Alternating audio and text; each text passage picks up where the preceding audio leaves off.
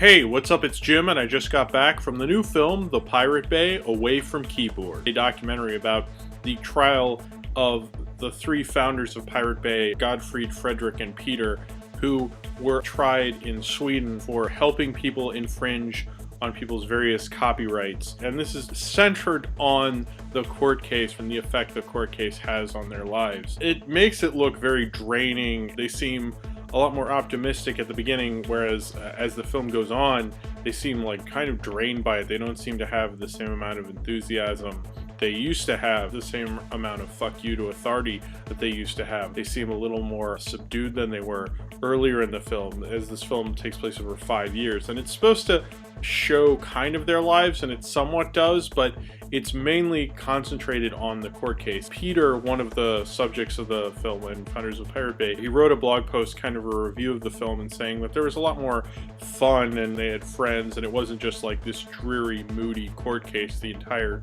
5 years of their lives. The film really does make it out to be that way. It almost reminds me of something like Zodiac by David Fincher, the way you see this investigation go on and like the toll it takes on the people involved. Even at the end, they show that they have that shot of Peter with the bags under his eyes, like, you know, this is like draining them and hurting them. And I don't think that was necessarily the case, but I mean, that's one of the things with documentary filmmaking, is you always kind of have to pick a distinct point of view, and sometimes in real life that point of view isn't the point of view that other people feel that they experience. And I mean, that's getting into kind of universal truth, but it's certainly something that you have to think about while watching a documentary, that you're just simply getting one side of it. Whether that side is good or bad is really up to you. But the film itself, I think, was very good. The director, Simon Klaus, and this was released simultaneously, premiered at the Berlin Film Festival, and then they put it up for a torrent and on YouTube exactly at the same time. It's the first time I've ever heard of someone releasing a film that way through torrents. I'm wondering if more films will do that, because I think it's a great way for an underground film or a smaller film that couldn't get that kind of distribution really use the internet.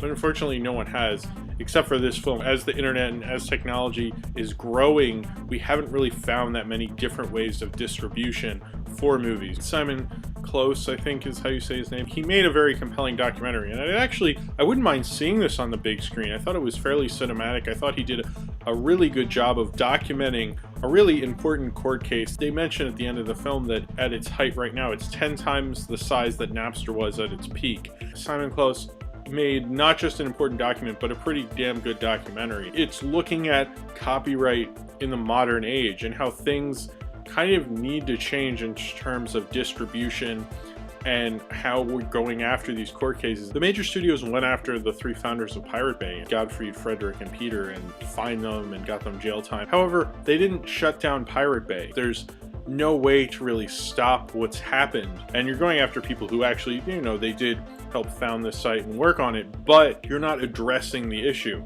It makes these media companies look very bitter and strange and like outdated and completely clueless on what to do in the new internet age. The whole court case just looked awful. It just looked terrible. People act like, you know, everyone's so on the ball with technology and everyone's updating to the next social media platform, and we're all so into technology and all this stuff. While watching this, it feels like the world just isn't really as there as we would like to project that it is. It's just, the world isn't there with technology.